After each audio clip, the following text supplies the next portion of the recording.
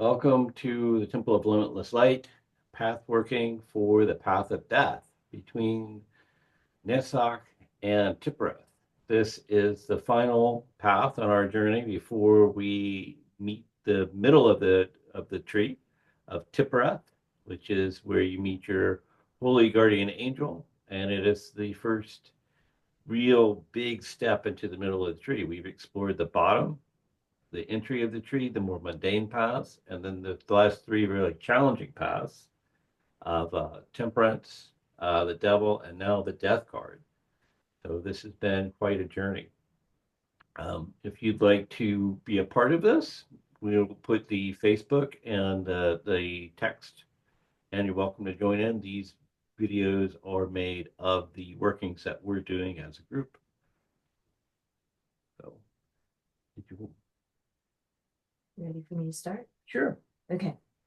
The 24th path of Nun. The 24th path is the imaginative intelligence, and it is so called because it gives a likeness to all the similitudes which are created in like manner, similar to its harmonious elegancies. The Hebrew word daimoni, imaginative, is closely related to the word demyan, which means semblance and likeness. The passage indicates that by uniting opposites, a greater wholeness is achieved, a fresh synthesis that creates new versions of itself, all of which have a similarity or a semblance to the harmonious elegancies of the divine life force. For the outward form always follows the hidden law. Thus, from chaos is produced harmony, just as a beautiful flower is produced from decaying matter. The imaginative intelligence constantly creates new images that we may use to aid us in our spiritual quest, just as humanity itself was created in the image of the divine. The Hebrew letter nun means fish, which is the object desired by the fishhook of tzadi and meditation. This letter is also associated with the ideas of water, consciousness, and the sun, the Christos, as a solar deity symbolized by a fish. Nun also has correspondences with the ideas of generation and fecundity. The 24th path leads from Netzach, the seat of the imaginative consciousness, to Tippereth, the seat of the sun. It is therefore the path of hidden energies that, when aroused, lead to increasing levels of illumination.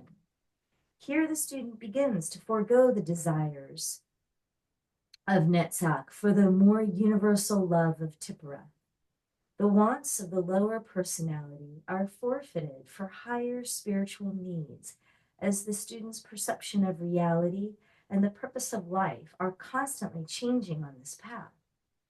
Outmoded ideas of the self evaporate as new images and similitudes form to replace them.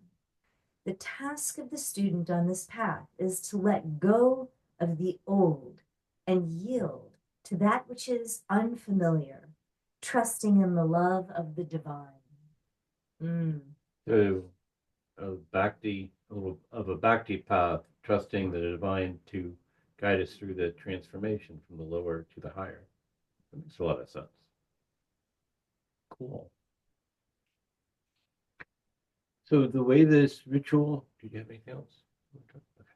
The way that we'll proceed with this ritual is the way we've done all the other ones. First, we'll do a Kabbalistic cross that will connect us to our higher self, ground us, and center us. Then a lesser banishing ritual of pentagram to create the safe container, the sacred space, give security and protection, and then open up pathway, open the gate to this path, the path of Nun, and then the guided visualization. Which is a little bit longer. Yes, a little bit longer this time.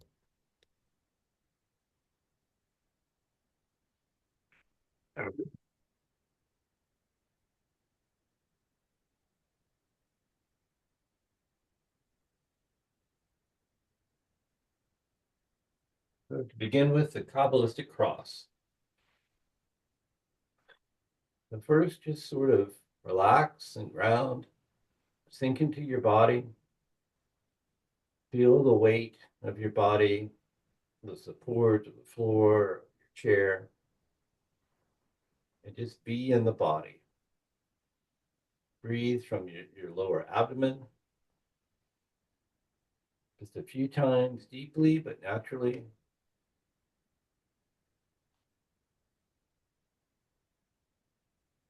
Just to relax and settle everything down.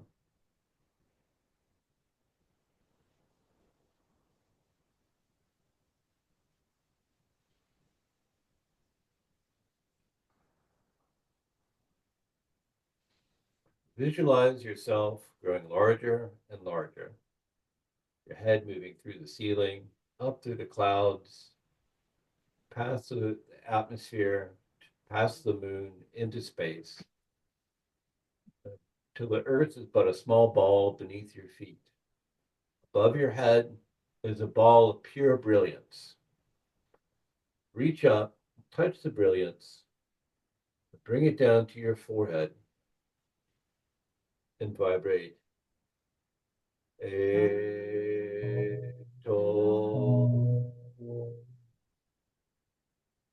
Bring the light down to your heart center, where you can silently say the name of your higher self or your teacher.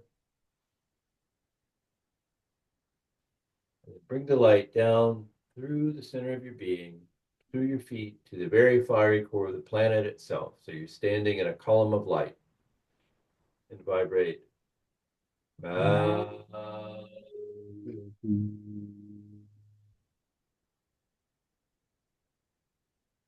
Now bring the light back up to your left shoulder and visualize there a ball of blue flame, representing your unconditional love and compassion. Vibrate. Bring the light across to your right shoulder and visualize a ball of red flame, representing your will, power.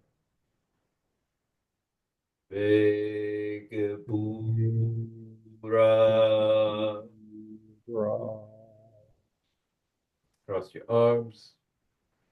Leolam. Amen.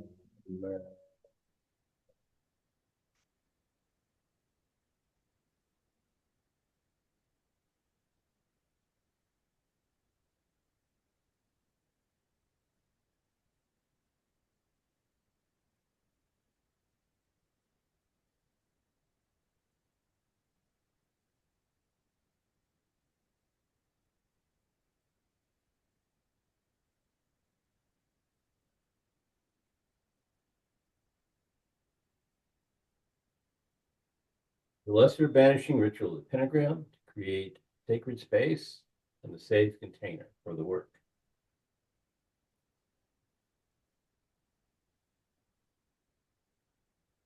Yehovah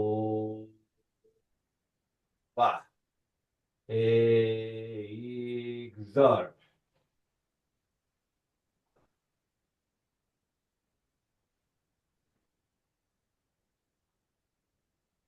Adonai.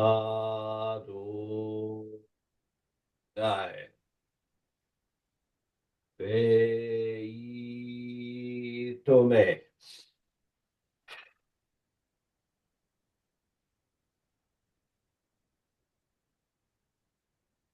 He. Hekomaya.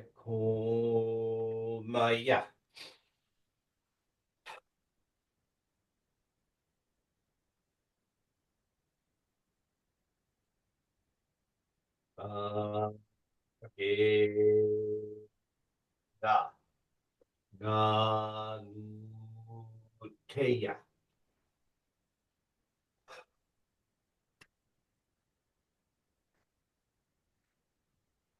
Before us, Raphael. Behind us, Gabriel at our right hand, Mikael at our left hand, Uriel. For around us flame the pentagrams, and within us shines a six-rayed star.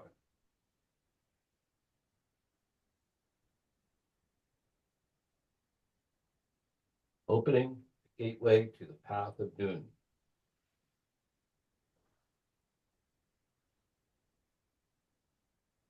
O el vino de lonsa de ael dastriani, odo e ioni antara, camisa la hote de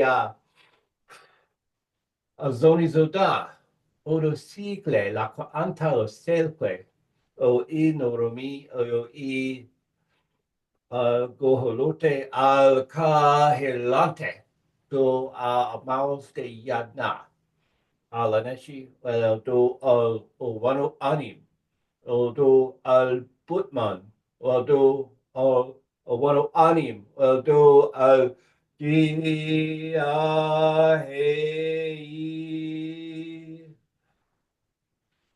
I open the gates between worlds. I open the path of noon.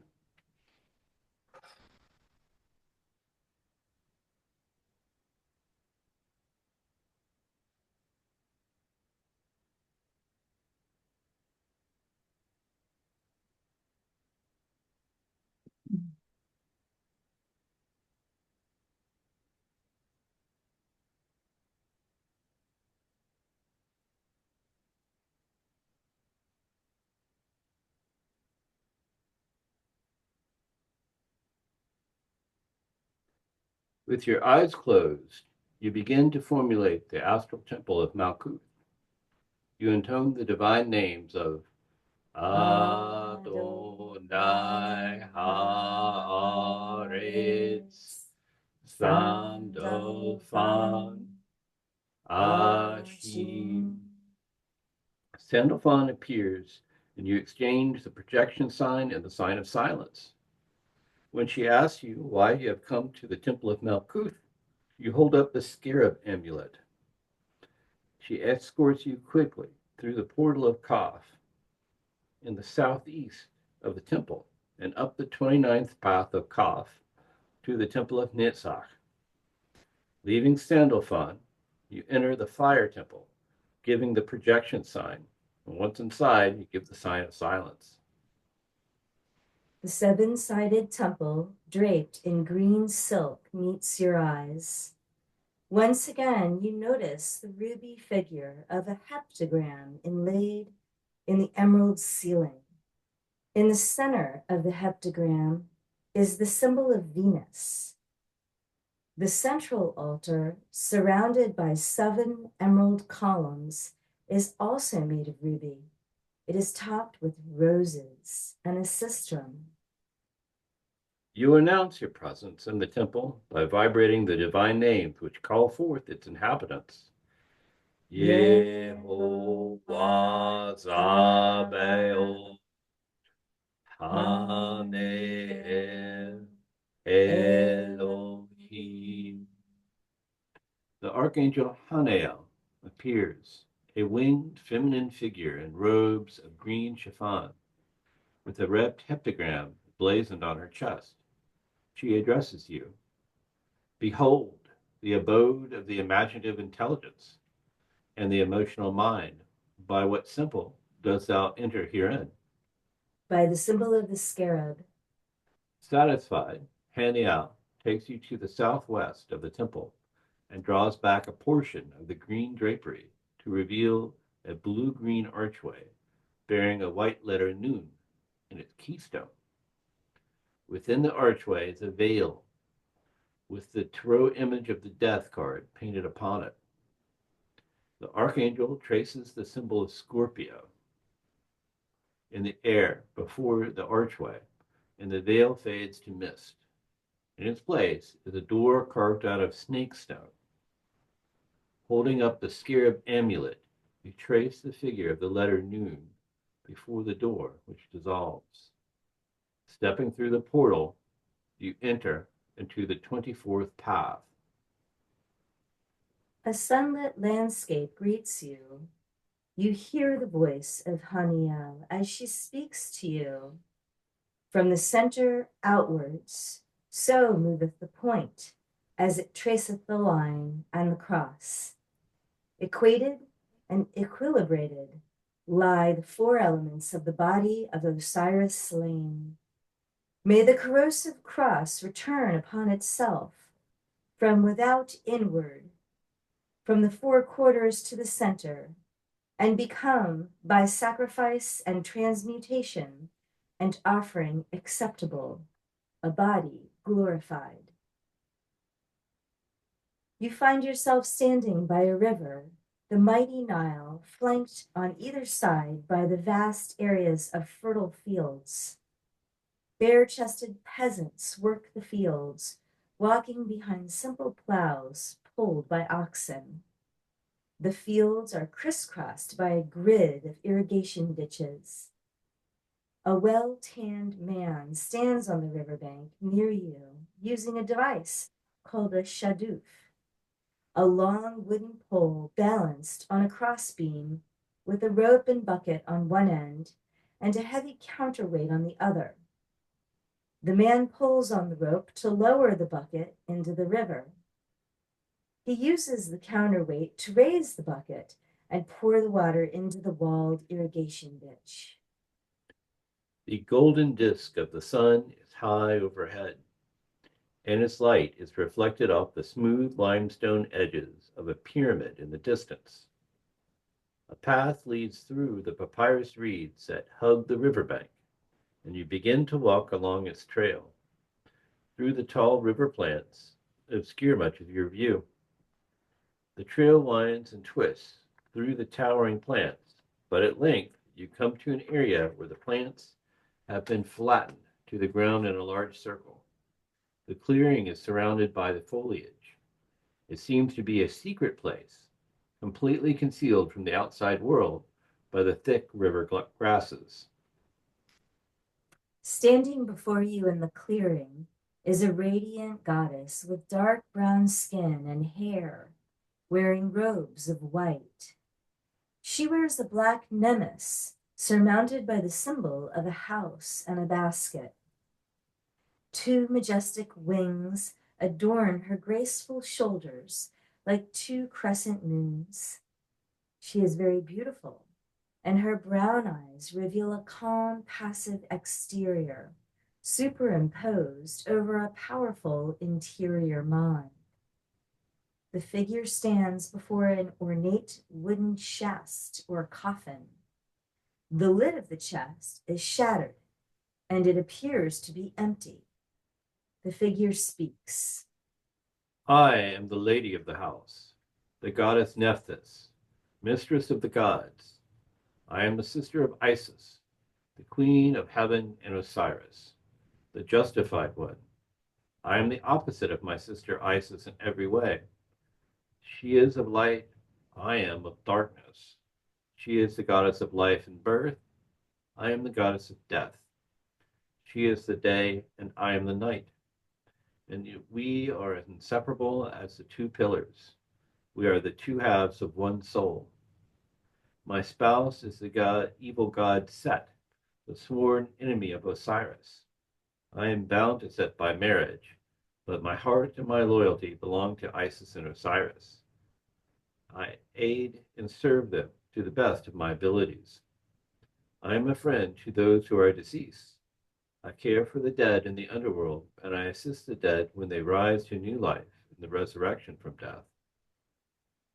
The goddess then asks you, why have you come to this place? You hold up the scarab amulet, and the goddess continues. The beetle amulet is sacred to the sun gods, who lend their protection to the one who possesses it. It is placed in the tombs of the dead as a symbol of rebirth in the afterlife. It is well that you possess this symbol, for this is a difficult path. Those who tread it run the risk of disintegration. The key here is not death, for everything must die. The key is resurrection from death. And that is something that is earned through discipline and work, not through blind and passive acceptance of one's fate. If you wish to learn, then listen. The dark goddess parts the wall of grass with her hand. Through the opening, you see a great palace carved from sandstone, which sprawls across a cliff overlooking the Nile. The edifice of the building seems to flow directly out of the rocky hillside behind it. Numerous columns of varying shapes and arrangements are carefully integrated with dozens of statues and relief carvings of the gods. It is a marvel to look at. Behold the temple of Osiris, king of Abydos, god of the grain and lord of all the earth. Nephthys declares, it was here where the great god Osiris first established law and order over all of Egypt, and it was there that he was foully betrayed and murdered by my husband Set. My brother Osiris was a great and wise king.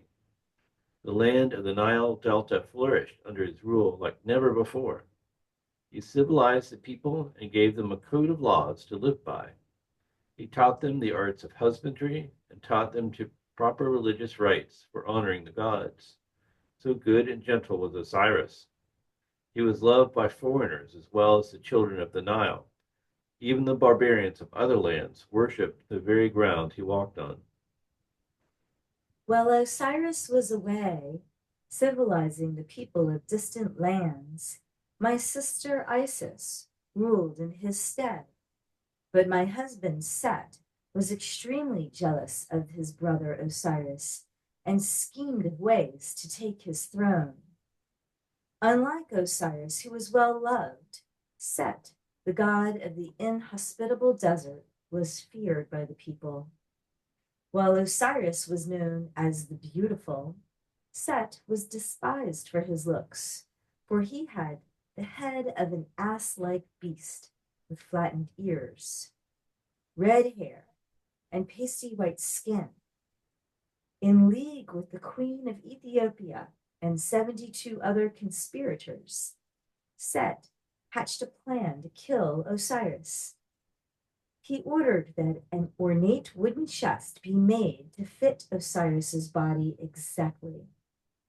When Osiris returned to Egypt in the 28th year of his reign, Set invited his brother, the king, to a great feast.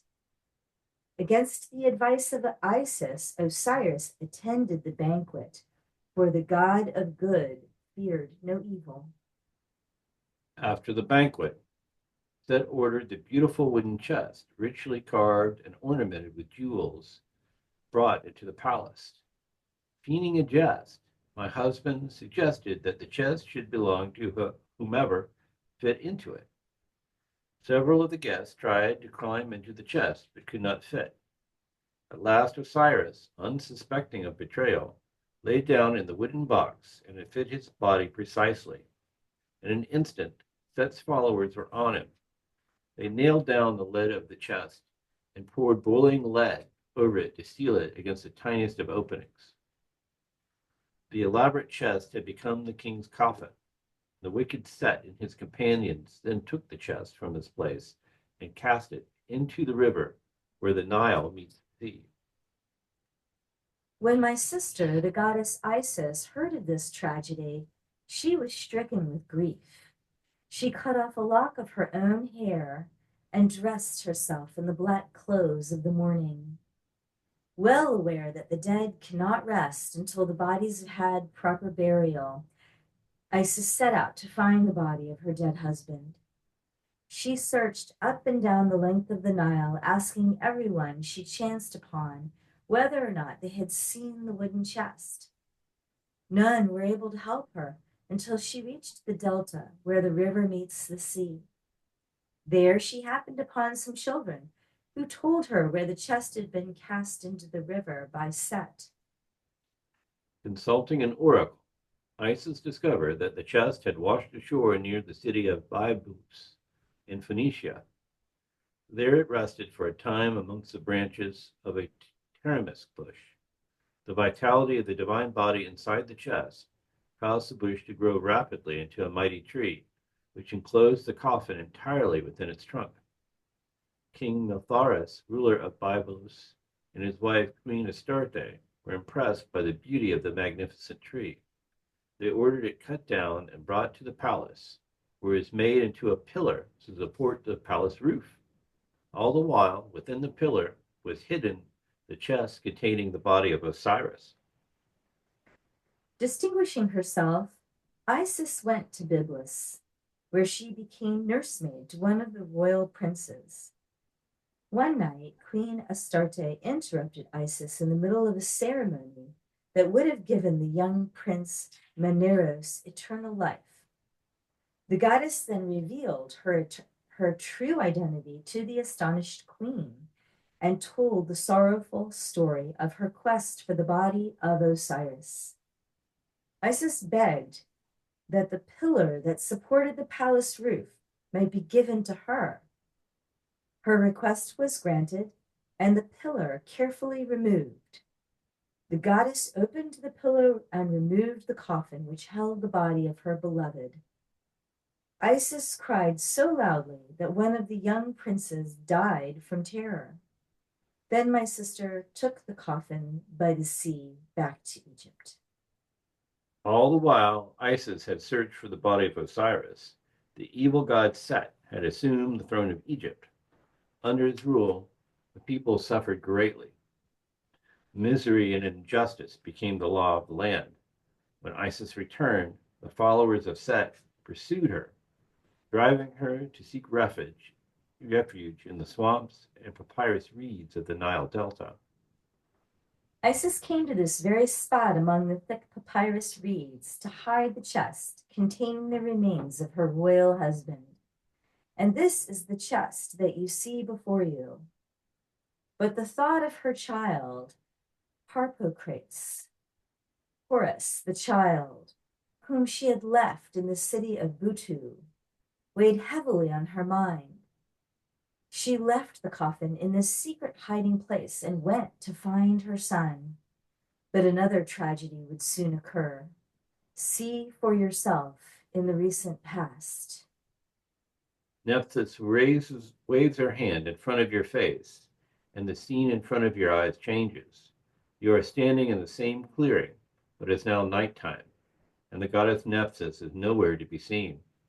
The ornate chest is still there, but its lid is whole and unbroken. The full moon hangs in the sky, lending its illuminated rays down into the thick papyrus reeds. You become aware of a rustling sound. Someone or something is coming up the trail. Your sense of apprehension increases, and you soon see the source of the disturbance. A creature emerges from the wall of grass, standing upright like a man and wearing an Egyptian-style kilt. The being before you holds a hunting spear in his hand. His head is that of a strange beast with a curved snout. The ears atop his head are well pricked up, but the tips are curiously flattened.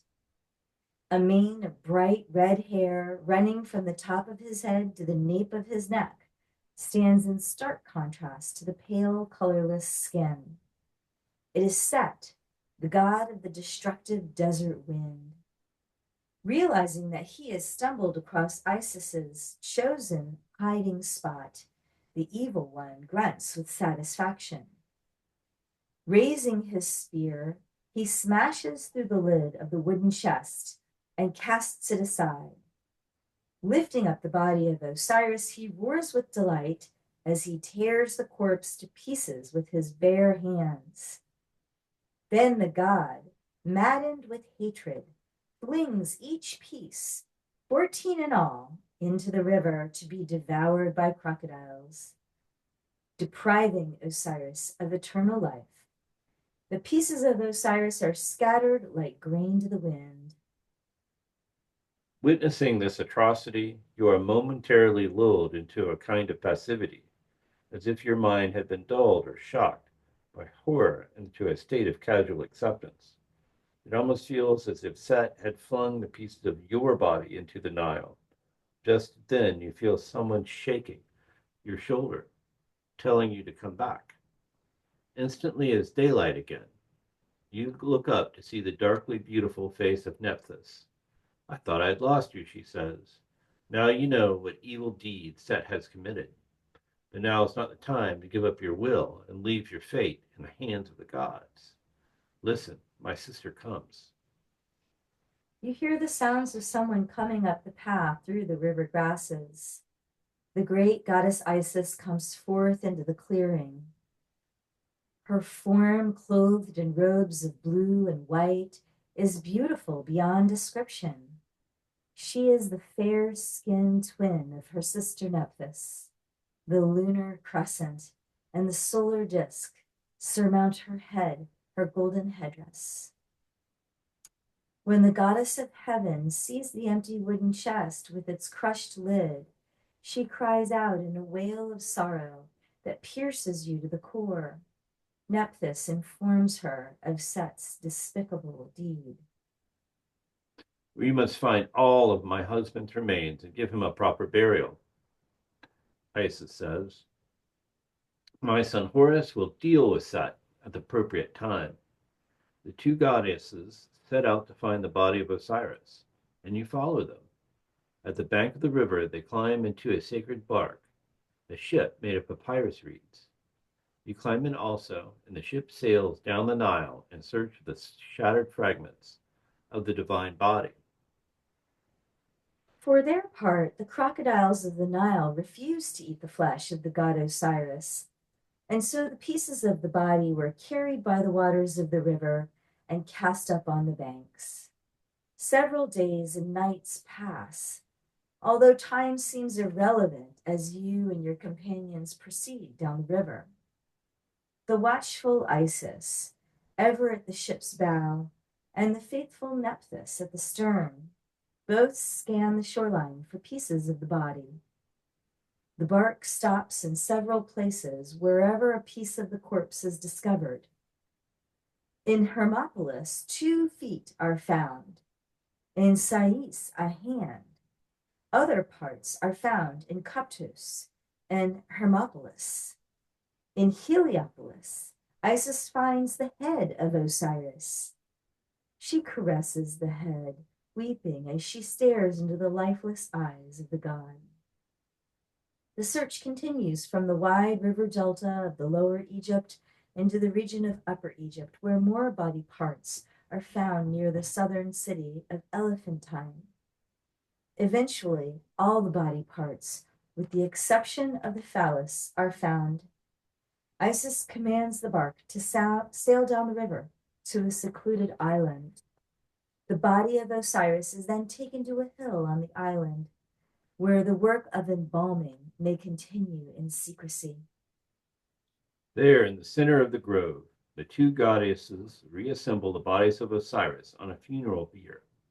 The bitter cries of sorrow emitted by Isis and Nephthys reach the heavens, where they touch the heart of Thoth, the great god of wisdom.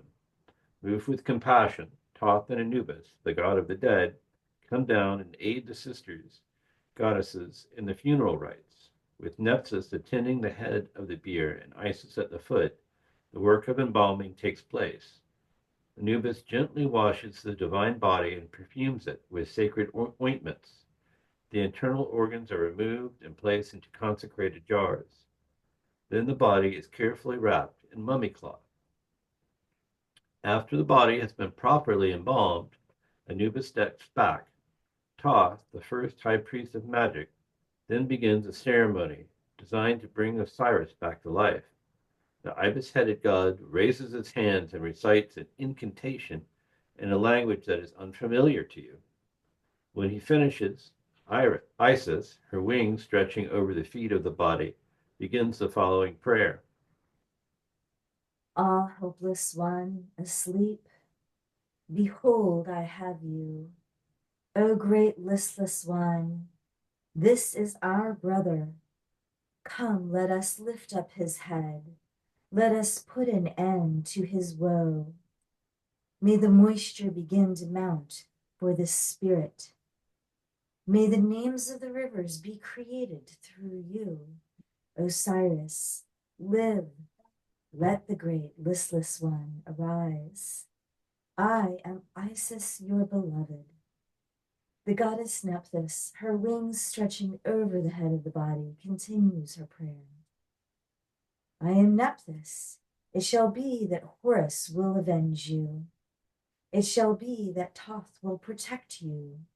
Osiris, live. Let the great listless one arise. Be completely restored. You will open the ways for the gods. You have confirmed your glory. Osiris, live. Let the great listless one arise. At this point, the great goddess Isis transforms herself into a white bird. With her wings, she fans air into the nostrils of Osiris, restoring his soul to life. A golden halo of light is seen shining around the body of the god. Then the goddess returns to her station at the foot of the bier and assumes her human form again. It is then that Osiris, filled with renewed life, raises himself up from the funeral bier. His skin has become green, the cover of living vegetation. His aura shines like the glint of sunlight on a diamond. The sister goddesses bow to him, for he has been completely transformed from a god of grain and king of Egypt to a high god of resurrection and eternal life. He has become the greatest of the gods of Egypt, eternal and everlasting.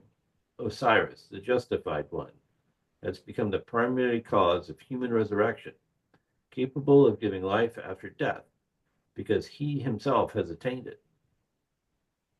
The god rises to his feet, holding the royal implements of the crook, scourge,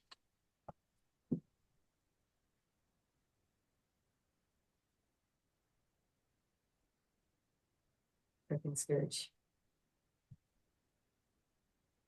The symbols of mercy and severity held in balance, and the J wand, the emblem of his own rebirth.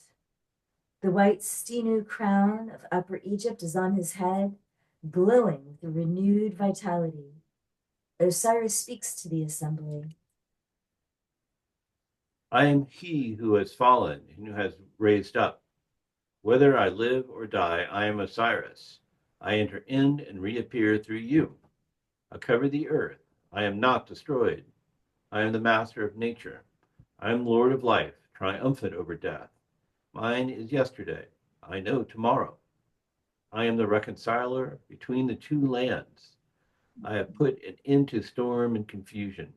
I have put away anger, and I offer the prospect of eternal life, for I am Osiris triumphant, even Osiris Onophorus, the justified one. I am he who is clothed in the body of flesh, yet in whom the spirit of the great gods. I am the Lord of life, triumphant over death. Those who partake with me shall arise with me.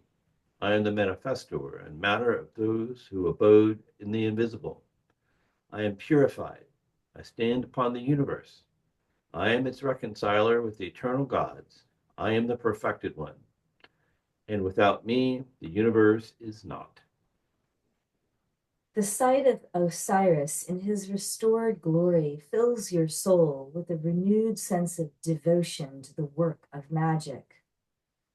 You are grateful for having been allowed to witness the transformation of Osiris, and it gives you a feeling of comfort to know that everyone who strives for spiritual renewal may accomplish it if they truly apply themselves to the discipline of the great work. The resurrected Osiris continues to speak. Death is a mere word without any corresponding fact. Death means destruction, and nothing in the cosmos is destroyed. The cosmos is ever living and eternal. Long ago, when matter was not yet formed, it was in disorder. The bodies of the celestial gods kept without change that order which God has assigned to them. But in living creatures, the process of growth and decay is a remnant of disorder. The death of terrestrial bodies involves the dissolution of their composition. They are then absorbed into those bodies that are immortal. When this takes place, consciousness ceases, but life is not destroyed. Speak not of man as perishing. Think what God is and what the cosmos is, and what is meant by a living creature that is immortal. and a living creature that is dissolvable. The cosmos is made by God and is contained in God.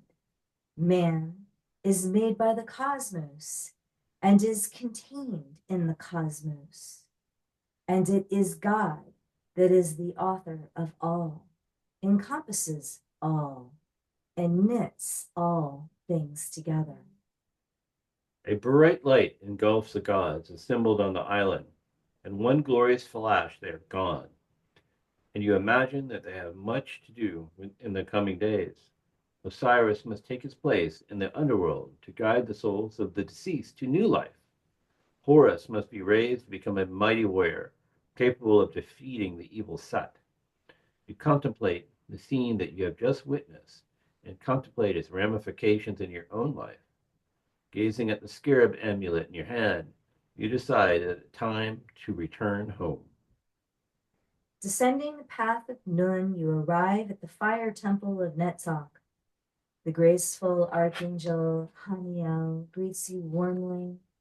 You thank her and descend the path of Koth to the temple of Malkuth. Sealing the portal of Koth behind you, the archangel of Sandalphon invites you to meditate for a while at the central temple flame.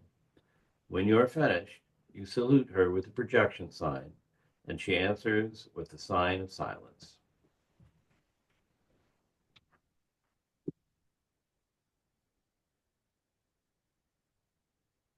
Feel free to continue meditating. We shall do the closure.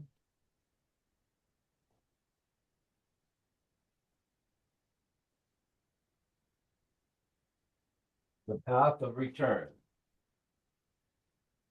I, as Osiris, open the gates between worlds. I open the gate of coming forth by day.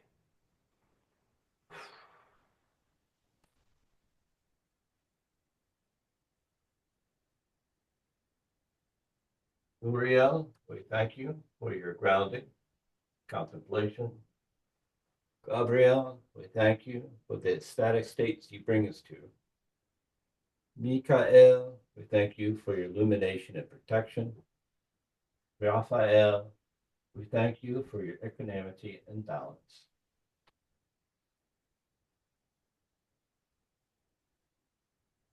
By this merit, may all sentient beings be relieved of suffering.